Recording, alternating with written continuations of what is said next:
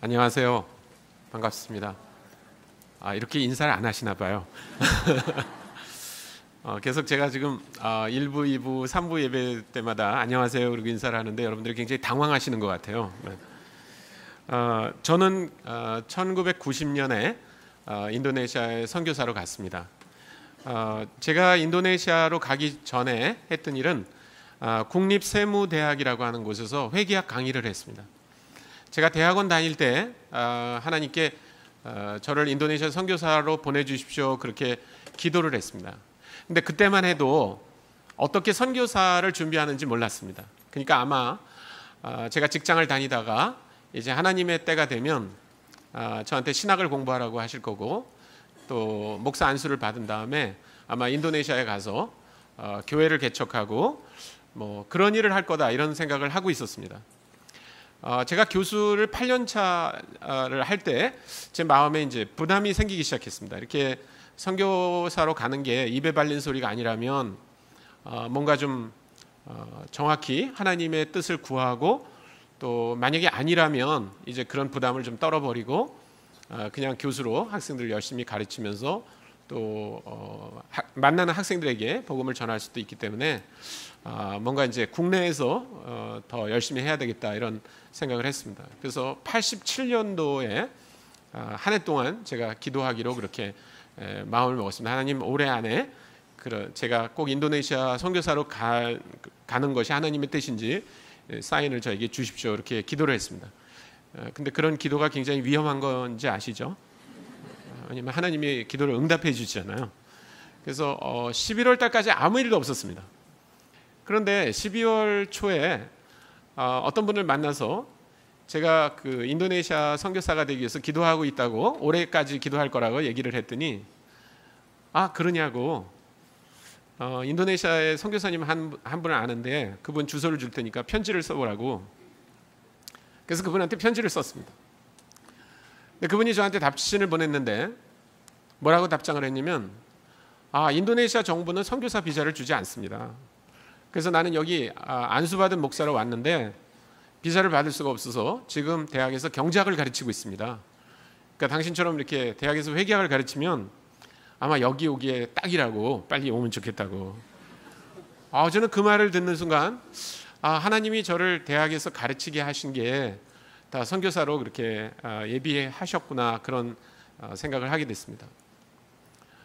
제가 인도네시아로 이제 가서 가르친 곳은 족자카르타라고 하는 도시에 있는 한 대학에서 가르쳤습니다. 그 족자카르타라고 하는 도시가 굉장히 독특한 도시입니다. 그 도시는 전체 인구가 한 100만 명쯤 되는데 그 안에 대학이 100개가 있습니다. 그리고 그 대학생이 30만 명쯤 있습니다. 그러니까 거리 나가면 거의 그냥 지나다니는 사람을 툭 치면 그냥 대학생이다 이렇게 해도 과언이 아닌 곳입니다. 그곳에 두따 왓자나라는 대학이 저를 이제 교수로 초청을 했습니다. 그래서 가서 회계학을 가르쳤는데 인도네시아 말을 배워서 회계학을 가르쳤습니다. 죽는 줄 알았습니다. 제가 대학에서 9년 동안 회계학을 가르쳤습니다. 한국에서. 그래서 저는 인도네시아 말을 조금만 하면 인도네시아 말로 회계학을 가르치는 건 큰 문제가 아닐 거라고 생각했는데 굉장히 어려웠습니다. 그러나 하여튼 하나님의 은혜로 또 인도네시아 말도 좀 더 진보가 되고 또 학생들에게 그리스도를 증거할 수 있었습니다. 그래서 여러 명의 학생들이 예수님을 믿고 또 그 학생들이 이렇게 모임을 만들어서 인도네시아 조이라고 하는 모임이 지금도 이렇게 진행이 되고 있습니다. 2001년까지 11년 동안 제가 그곳에서 사역을 하다가 한국 OMF 대표를 맡아달라는 부탁을 받았습니다. 그래서 2001년에 한국으로 돌아왔습니다. 그리고 지금은 이제 대표를 그만두고 동원 사역을 하고 있습니다. 제가 동원 사역을 하는 관계로 여러 교회들을 방문할 기회가 많습니다. 근데 교회를 방문할 때마다 제가 느끼는 느낌은 일반 성도님들과 이 선교가 이루어지는 그 현장과의 거리가 좀 먼 것 같아요.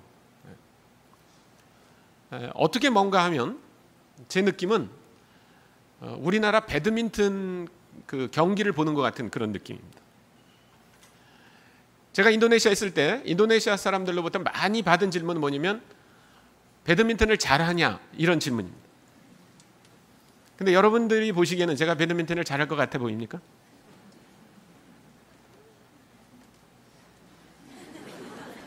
왜 대답을 안 하시는 거죠?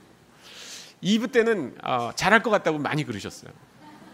근데 3부는 분위기가 굉장히 다른 것 같아요. 저는 배드민턴 해본 적이 없습니다.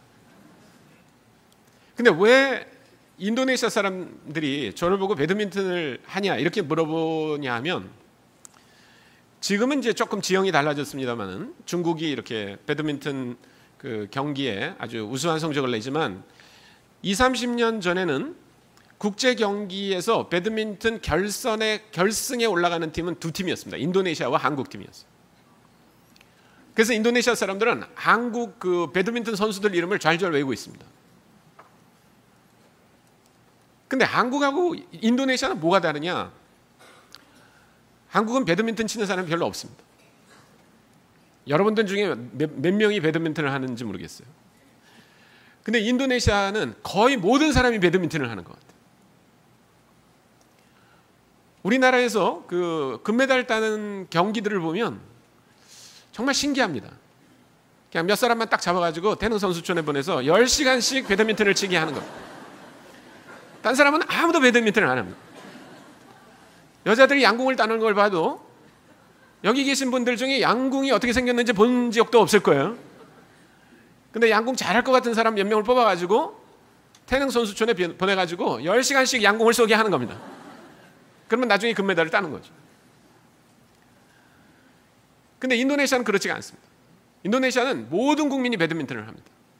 그래서 동네에서 배드민턴 잘하는 사람이 도 대회에 나가서 우승을 하고, 도대에서 우승한 사람이 국내 가서 그 전국 대회에서 1등을 하고, 그러면 국제 대회 가고 이렇게 하는 것 같아요.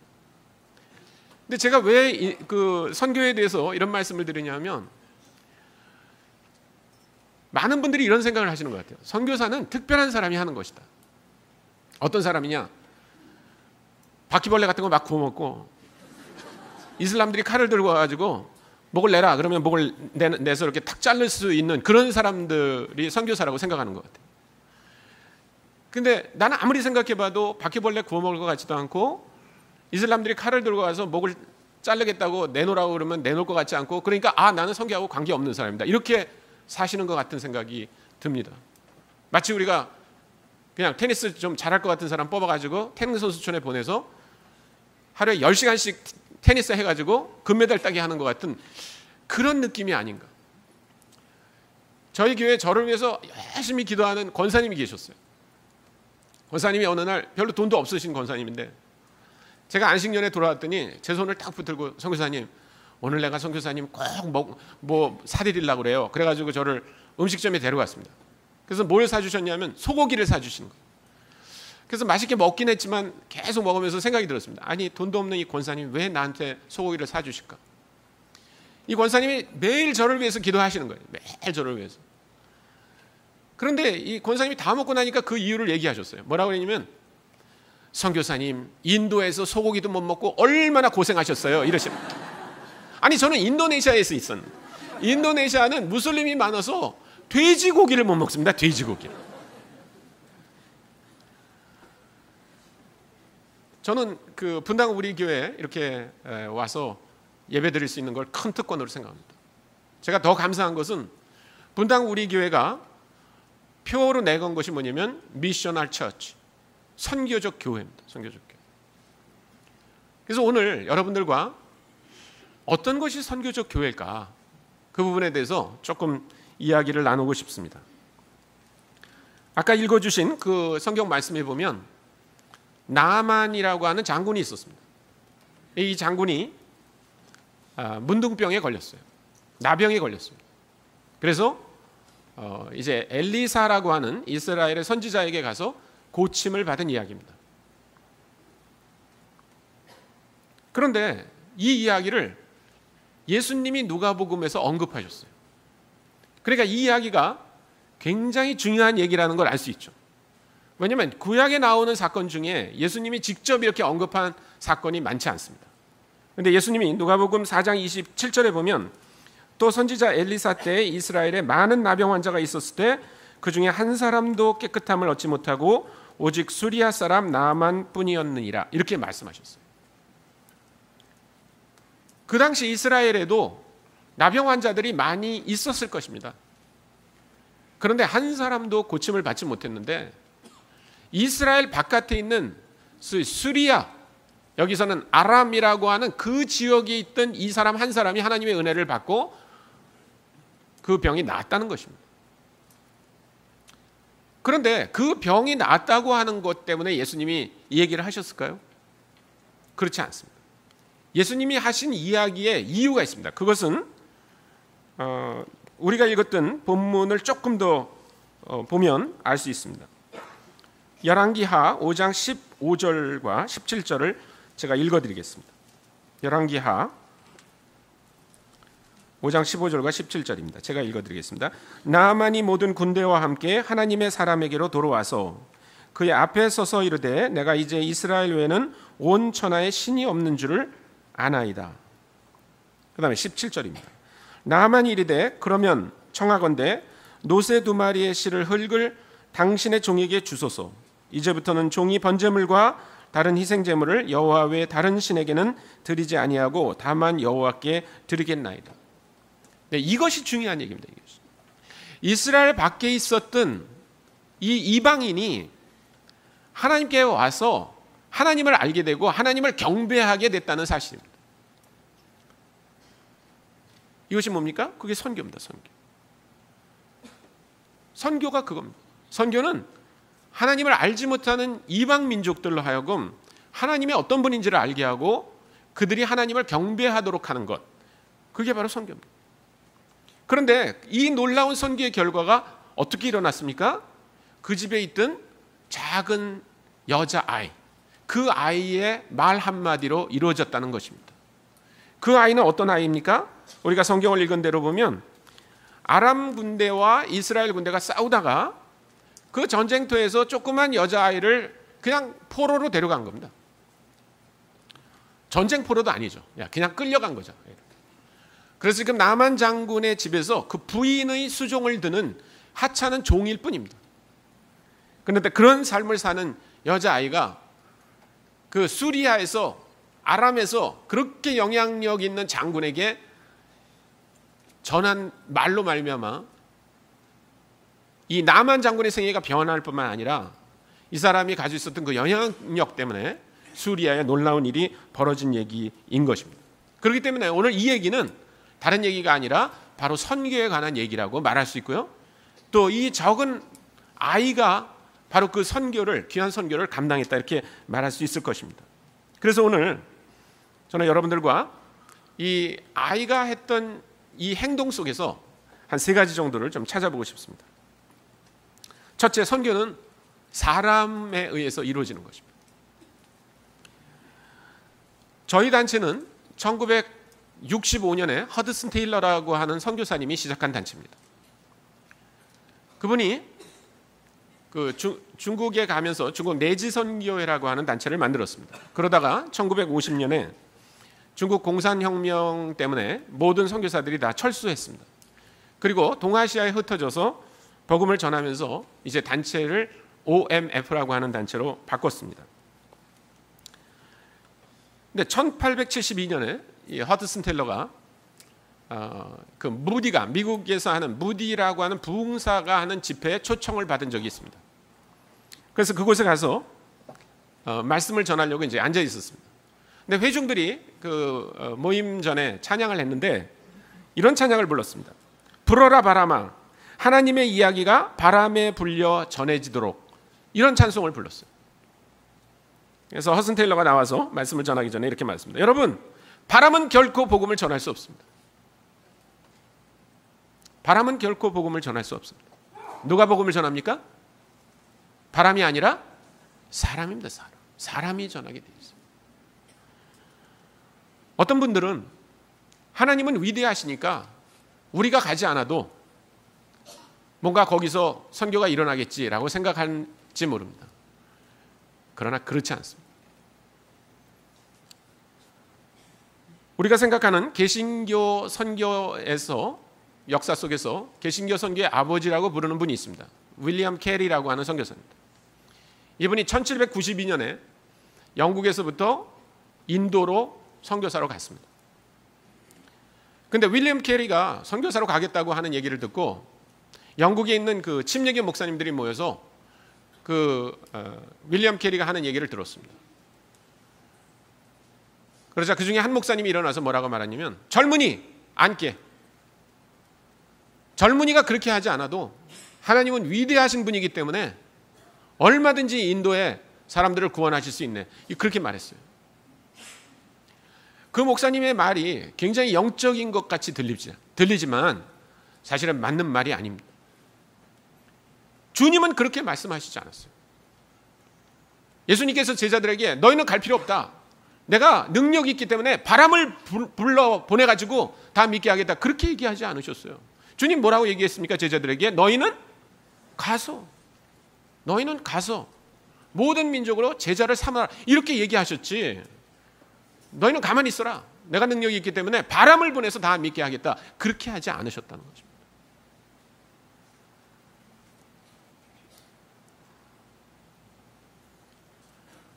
그런데 그럼 어떤 사람이 가야 됩니까? 예수를 믿는 모든 사람에 다 해당되는 얘기입니다. 어떤 사람들은 선교는 선교사들이 하면 되지. 나는 아니야. 이렇게 생각할지 모릅니다. 그렇지 않습니다. 하나님께서 우리에게 주신 선교의 명령은 모든 사람에게 주신 것이지 선교사들에게만 준 것은 아닙니다. 선교사들은 특별한 책무를 수행하는 사람들입니다. 여러분 중에 댁에서 요리하는 분 한번 손 들어보세요. 요리. 아니 요리가 류산슬 이런 거 만드는 게 아니고 그냥 뭐 김치찌개, 무슨 라면, 뭐 계란 후라이 그런 거 하는 거 다 요리입니다. 사람이 먹는 거 하는 거 다 요리하는 분 손 들어보세요. 2부 때는 많았는데 3부 때는 네네 내려주세요. 요리사 손 들어보세요. 요리사. 네, 요리사가 한두 분 계시지만 여러분이 나는 요리사가 아니기 때문에 요리할 수 없다 이렇게 말하지 않는다는 겁니다. 요리는 모든 사람이 다 합니다. 요리는 모든 사람이. 그러나 요리사는 특별한 과정을 거쳐서 특수한 일들을 하는 분들이에요. 네. 그렇기 때문에 우리 중에 어느 사람도 난 요리사가 아니기 때문에 요리 안 한다라고 말할 수 없는 것처럼 나는 선교사가 아니기 때문에 나는 선교하지 않는다 이렇게 말할 수 없다는 것입니다.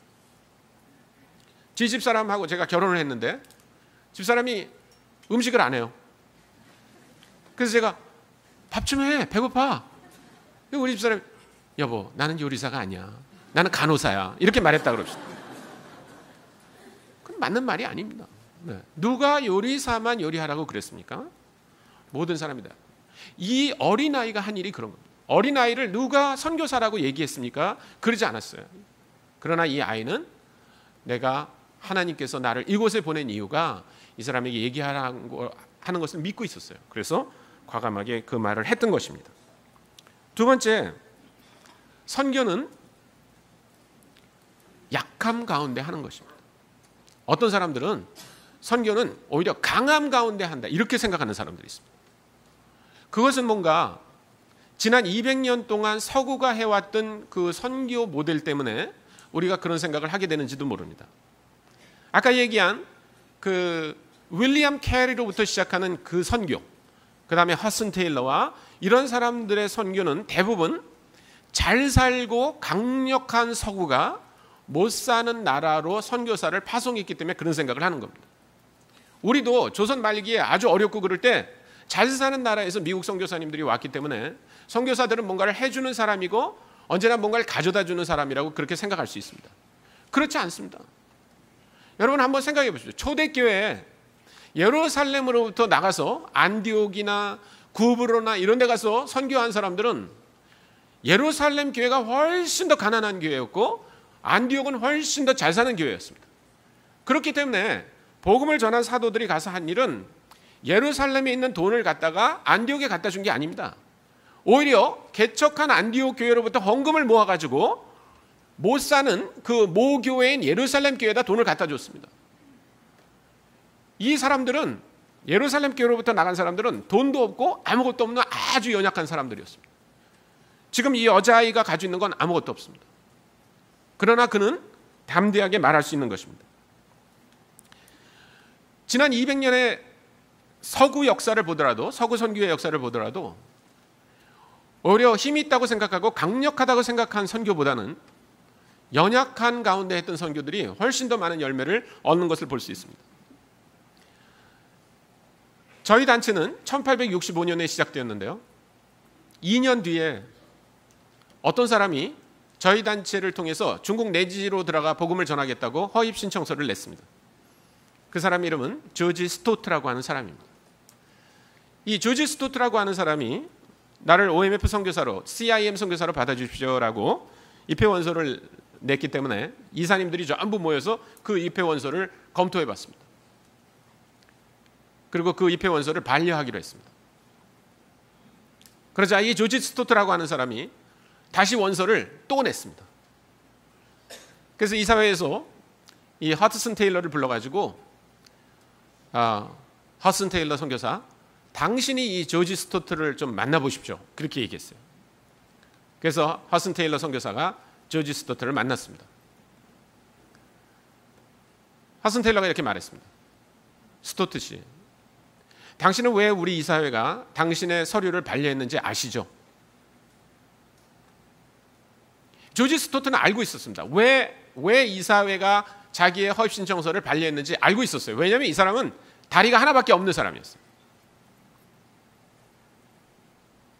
그래서 허슨 테일러가 말했습니다. 당신의 신앙이나 인격이나 모든 면에서 훌륭합니다. 그러나 우리 단체에 문제가 있습니다. 우리 단체는 배가 정박해 있는 해안에서 사역을 하는 게 아니라 이제 그 해안으로부터 수백 킬로, 수천 킬로 안으로 걸어 들어가야만 할 수 있는 그 사역지에 가서 사역을 할 겁니다. 그러니 만약에 그곳에서 소요 사태가 나면 당신을 보호해줄 경찰도 없고 군대도 없고 아무것도 없습니다. 다른 사람들은 도망 나올 수 있지만 다리가 하나밖에 없는 당신은 도망 나올 수 없습니다. 그래서 우리는 당신을 뽑을 수 없습니다. 그러자 조지 스토트가 이렇게 말했습니다. 도망 안 나올 테니 나를 뽑아 주십시오. 그래서 허슨 테일러가 너무나 감동이 됐어요. 그래서 또 물어봤습니다. 왜 건강한 두 다리를 가진 사람도 가기 싫어하는 그 내지에 왜 당신이 가려고 합니까? 그러니까 조지 스토트가 말했습니다. 건강한 다리를 가진 사람이 안 가려고 하니까 나라도 가야죠. 저를 보내주십시오. 그래서 허슨 테일러는 이사회의 반대에도 불구하고 이 조지 스토트를 선교사로 뽑았습니다. 그리고 이 사람을 절강성 완조라고 하는 곳에 보냈어요. 그 완조라고 하는 곳은 중국에 있는 어떤 지방의 방언보다도 어려운 방언이라서 사람들이 못 알아듣는 그런 방언이었어요. 그런데 조지 스토트는 그 방언을 아주 완벽하게 해냈습니다. 그리고 저작거리에 가서 복음을 전하기 시작했어요. 그러나 사람들은 조지 스토트가 전하는 복음을 듣지 않았어요. 그에게 매일 돌멩이를 던졌습니다. 조지 스토트는 두 가지 약점을 갖고 있었는데요. 하나는 그가 외국 사람이라는 것이었습니다. 그 당시 150년 전에 중국 내지에 살았던 사람들은 외국 사람을 한 번도 본 적이 없습니다. 코는 이만하고 눈은 쑥 들어가고 머리는 노랗고, 그래서 사람들은 그 서양 사람을 사람이라고 생각하지 않았습니다. 귀신이라고 생각했습니다. 그래서 전부 양귀라고 불렀어요. 양귀. 또 하나 조지 스토트의 약점은 뭐냐면 다리가 하나밖에 없다는 것이었습니다. 우리나라도 마찬가지였는데요. 100년 전, 150년 전에는 장애우들을 그렇게 귀하게 여기지 않았습니다. 그래서 조지 스토트가 나타나면 애구어른이고 돌을 집어서 던지면서 양귀, 병신 이렇게 하면서 그에게 돌발매질을 했습니다. 그는 날마다 돌을 맞고 피를 흘리고 그러면서도 거르지 않고 나가서 계속 복음을 전했습니다. 그런데 그 동네에 다리가 하나밖에 없는 청년이 있었어요. 이 청년은 다리가 하나밖에 없는 외국인이 와서 떠드는 그 소리에 귀를 기울이기 시작했어요. 그리고 예수님을 영접했습니다. 그리고 둘이 나가서 복음을 전하기 시작했어요.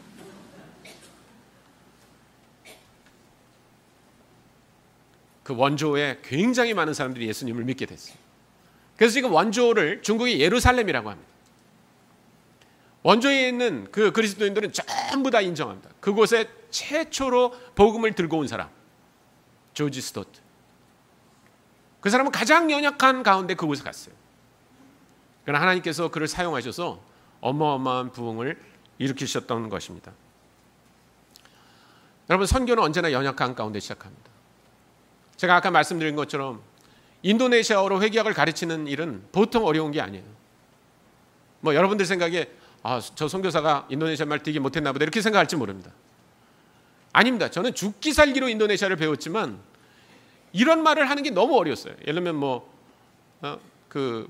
바들어움을 무슨 만기 전에 배서 양도한 거로 생기는 무슨 우발채무를 이렇게 대조계정을 설정해야 되는데 이런 말을 하는 게 너무너무 어려웠어요. 제가 한국말로 하면 사람들이 다 전문가구나 이렇게 생각할 텐데 인도네시아 말로 그렇게 말할 수 없는 거예요. 그러나 하나님께서 역사하세요. 여러분, 전도할 때도 얼마나 어려운지 몰라요. 한국 같으면 제가 학생들에게 네 인생의 목적이 뭐냐 이렇게 얘기하고 자기 인생의 목적을 얘기하면 제가 그것을 듣고 또 말을 이어가면서 전도를 할 텐데 학생들이 저한테 네 인생의 목적이 뭐야 그러고 얘기했는데 너무나 유창한 인도네시아 말로 하기 때문에 못 알아듣는 거예요. 그래서 전도도 할 수가 없어요. 그러나 그런 연약함을 주님이 사용하세요. 제가 인도네시아에서 인도네시아 말을 하는 것 때문에 어려워하고 그럴 때 저한테 정말 위로가 됐던 그 성경 기절은 뭐냐면 예수님이 우리 가운데 어린아이로 오셨다. 여러분, 만약에 예수님이 능력 있는 사역만 생각했다면 그분은 아마 슈퍼맨처럼 오셨을 거예요. 그래서 도착한 다음 날부터 막 찌라시를 돌리고 사람들을 그 잠실 운동장에 모아놓고 눈먼 사람을 눈뜨게 하고 다리 저는 사람을 많이 일으키고 그랬다면 아마 주님은 아마 한 달 정도만 사역하면 온 세상 사람을 구원하고 가셨을지도 몰라요. 그러나 아주 힘없는 어린아기로 엄마에게서 태어나고 젖을 먹고 자라고 그런 과정을 겪으셨다는 거죠. 그리고 나중에는 어떻게 했습니까? 사람들이 창에 올려 찔려 죽으심까지, 그것이 예수님이 연약함 가운데 우리에게 보여주신 놀라운 모습이었던 겁니다. 마지막으로 선교는 아주 우리 가까이 있습니다. 여러분, 선교를 하려면 언제나 멀리 가야 된다고 생각하지 마십시오. 아주 가까이 있습니다. 이 어린아이는 자기 집에 있는 그 나아만 장군을 그냥 외국 사람으로 본 것이 아닙니다. 이 사람이 언젠가 하나님을 믿어야 될 텐데 이런 생각을 하고 쳐다봤던 것 같아요. 여러분 주변에도 굉장히 많은 외국 사람들이 있을 겁니다. 지금 우리나라에 와 있는 외국인의 숫자를 200만 명 정도 잡습니다. 여러분, 전철을 타고 가다가 외국 사람이 있으면 이상해요? 30년 전에는 이상했어요. 이제 50년쯤 지나면요, 여러분 동네에 외국 사람 없는 게 이상할 겁니다. 우리 동네에 외국 사람이 없어? 막 이러실 거예요.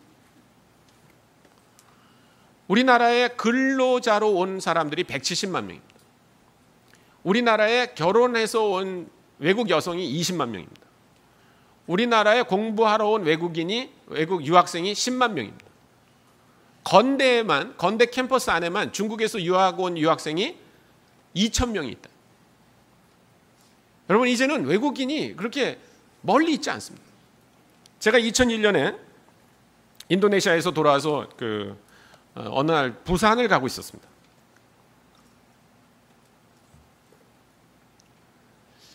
근데 겨울이었는데 제가 이렇게 좀 피곤해서 눈을 감고 있었어요. 근데 구미를 이렇게 지났다가 정차했다가 떠났는데 문이 열리더니 어떤 그 점퍼를 입은 젊은이가 들어오더라고요. 그래서 그냥 얼른 얼굴을 이렇게 보고 젊은이구나 그렇게 생각하고 다시 눈을 감았습니다. 근데 이 젊은이가 제가 앉은 자리 통로 쪽 건너편에 가서 앉았어요. 조금 있다 검표하러 어떤 그 여자분이 왔는데 이분이 검표를 하다가 뭐라고 막 이 그 젊은이한테 얘기를 하는 거예요. 근데 얘기인즉슨 뭐냐면 왜 무궁화 표를 가지고 새마을을 탔냐? 그 다음에 너는 이게 대구에서 내려야 되는데 여기 이 새마을은 대구에 안 쓴다. 뭐 그러면서 막 뭐라고 하는데 이 젊은이가 청각장애인인가 할 정도로 아무 대꾸를 안 하는 거예요. 그래서 제가 눈을 뜨고 봤습니다. 뭐 어떤 청년이길래 그러더니 아까 들어올 땐 제가 못 봤는데 얼굴이 좀 까무잡잡하더라고요. 그래서 이 학생이 이 청년이 외국에서 왔구나 이런 생각을 했어요. 그래서 제가 좀 도와주고 싶어가지고 이제 영어로 제가 그 승무원이 말하는 거를 설명해 주려고 그랬습니다. 그런데 제가 그렇게 하기 직전에 이 젊은이가 뒤를 이렇게 돌아보더라고요. 뒤를 돌아보니까 비슷하게 생긴 여자분이 뒤에 앉아 있었어요. 근데 뭐라고 그러냐면 이렇게 말해요. 기타이니 살라야. 딱 이렇게 말하는 거예요.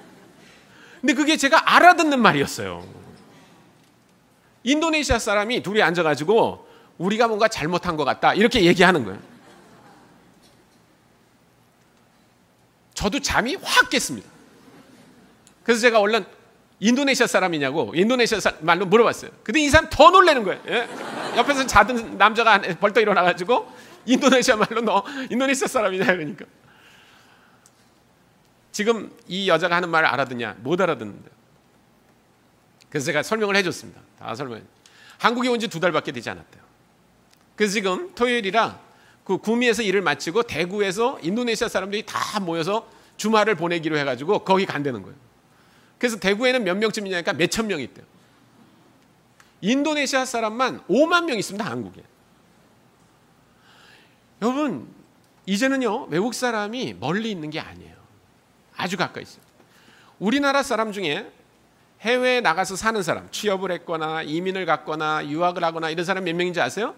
760만입니다. 이제는 여러분이 가 있는 곳이 즉 선교지입니다. 근데 문제는 뭐냐면 여러분이 그 사람들을 예수 그리스도를 알아야 될 대상으로 보지 않을 수 있다는 거예요. 제가 작년에 미국의 한 교회가 저를 초청해서 가서 집회를 한 적이 있습니다. 집회가 끝난 다음에 우리 성도님들하고 이렇게 식사를 하면서 여쭤봤어요. 성도님은 뭘 하세요? 저는 세탁소를 합니다. 성도님 뭘 하세요? 저는 음식점을 합니다. 성도님 뭘 하세요? 저는 청과 가게를 합니다. 이렇게 얘기하시더라고요. 근데 이분들의 목표가 뭐냐면 방학 동안에 돈을 모아가지고 열심히 선교 훈련을 받아가지고 멕시코로 단기 여행 가는 게 목표예요. 그래서 제가 물어봤습니다. 그러면 여러분 그 가게에 어떤 나라 사람이 옵니까? 한국 사람이 옵니까? 그러니까 아니래, 한국 사람 별로 없대요. 어디서 왔냐? 부탄, 이란, 사우디아라비아 이런 데서 온다는 거예요. 근데 그런 사람에게는 관심이 없어요. 그리고 멕시코에 가는 거예요. 멕시코 비행기 타고. 여러분 멕시코는 선교사가 들어갈 수 있는 나라입니다. 부탄은 선교사가 들어갈 수 없는 나라예요. 이란은 선교사가 들어갈 수 없는 나라예요. 사우디아라비아는 선교사가 들어갈 수 없는 나라예요. 눈앞에 그런 사람들이 왔다 갔다 하고 자기 가게에 오는데 이 사람들은 관심이 없어요. 그리고 돈 모아가지고 멕시코를 가는 거예요. 멕시코에 가서 뭘 했냐 그러니까 교회 칠해주고 왔대요. 페인트 칠. 그러니까 그 멕시코에 있는 교회는 1년에 3팀이 오는데 3번씩 컬러가 바뀌는 거예요. 이렇게 하얀 페인트로 바뀌었다, 노란 페인트로 바뀌었다. 그것도 의미가 있습니다. 그러나 사실은 자기 앞에 와 있는 자기 가게에 늘 오는 그 사람이 더 중요할 수도 있어요.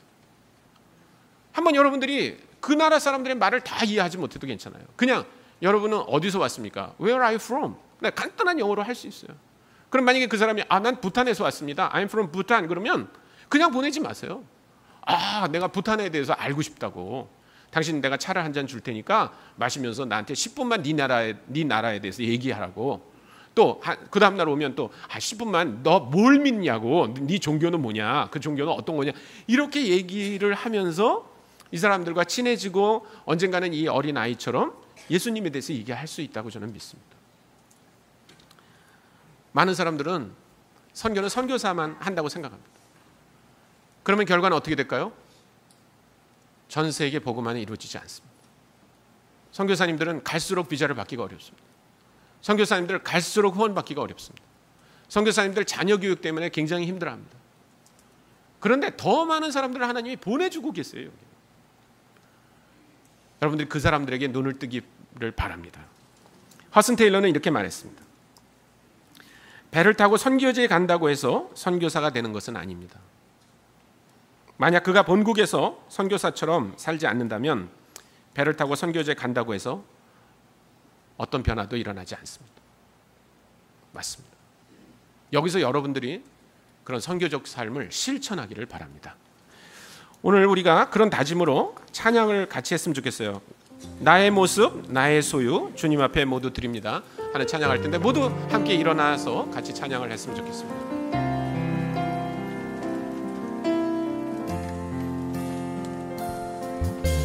나의 모습, 나의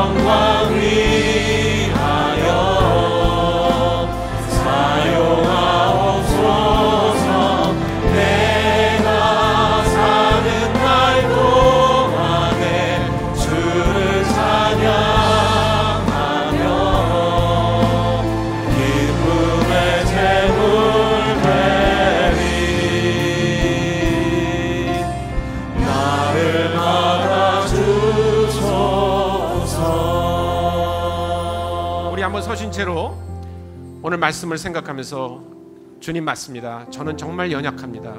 저는 선교에 대해서 너무 모르는 게 많이 있습니다. 그러나 주님, 여기 나만 장군 집에 있던 그 어린 소녀처럼 하나님 원하시면 다른 민족에게 복음을 전할 수 있게 해주세요 라고 여러분 그런 기도를 하나님께 좀 드렸으면 좋겠습니다. 그리고 우리의 삶이 미셔널해질 수 있도록 선교적이 되게 해달라고 하나님께 간구한 다음에 제가 마치는 기도를 하겠습니다. 같이 기도하겠습니다. 아버지 하나님 감사합니다. 주님께서 오늘 다시 한번 이 말씀 가운데로 나오게 오신 것을 아버지 하나님, 이 어린 소녀가 아버지 하나님이 얼마나 위대한 분인지를 알고 아버지 하나님, 자기 집에 있는 그 주인도 그렇게 주님 앞에 나오기를 원해서 얘기했던 거죠. 그래서 다만 장군의 그 피부병이 나은 것이 아니라 살아계신 하나님을 알고 주님을 예배할 수 있게 된 것처럼 주님, 우리도 그런 일에 사용되게 하여 주옵소서. 아버지 하나님, 우리가 어마어마한 일을 하지 않아도 아버지 하나님, 우리가 선교에 대한 많은 지식 갖고 있지 않아도 하나님께서 우리를 그런 환경 가운데 인도하신다면 기쁜 마음으로 작은 언어로 전할 수 있게 하여 주옵소서. 아버지 하나님, 우리 교회를 인하여 감사합니다. 주님, 계속해서 선교적 교회가 되기 위해서 미셔널 처치로 가기 위해서 애쓰게 하여 주시고 그런 열매들이 주변에 맺히게 하여 주옵소서. 상황 속에서 우리가 선교지를 멀리 두고 있는 것이 아니면 깨달아. 하나님 아버지, 오늘 이 시간 주님의 말씀을 저희가 듣기를 사모합니다. 아버지 하나님, 그 나만 장군의 집에 있던 어린 여자아이가 아버지 하나님, 자기가 믿고 있는 하나님 때문에 아주 작은 목소리로 그 주인에게, 당신이 만약에 이스라엘 선지자에게 가면 당신의 병이 나을 것입니다 라고 말해서 아버지 하나님, 그 나만 장군의 변화뿐만 아니라 수리아라고 하는 나라에 큰 변화가 있었던 것처럼 아버지 하나님, 우리가 선교에 대해서도 잘 모르고 아버지 하나님, 아직 준비되어 있지 않다고 생각할지 모르지만 우리에게 가까이 온 사람들에게 또 하나님께서 우리를 타문화에 보내신다면 아주 작은 목소리로 그들에게 증거하게 하여 주옵소서. 우리의 삶이 먼저 선교적이 되게 하여 주옵소서. 아버지 하나님, 오늘 우리가 부른 찬송처럼 이 일을 위해서 우리가 마땅히 치러야 할 희생이 있다면 기쁨으로 그것을 감당케 하여 주옵소서. 분당 우리 교회가 선교적 교회가 되기 위해서 애쓰는 것을 인하여 감사합니다. 하나님, 이것들이 그냥 고로 그치지 않게 하시고 우리 성도들의 삶 속에 실천되어지고 그리고 그 작은 열매들이 맺어지게 하여 주옵소서. 감사드리며 우리 구주 예수 그리스도의 이름으로 기도했습니다. 아멘.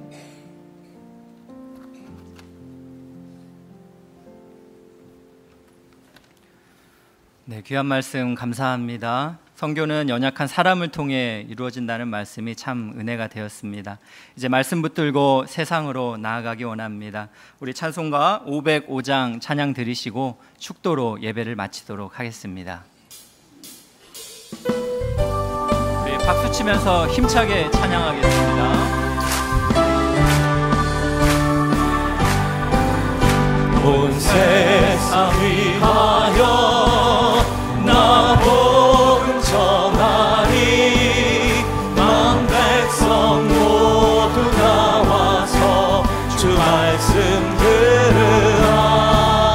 죄 중에 빠져서 헤맨 자들아, 주님의 음성 듣고서 너 구원받으라.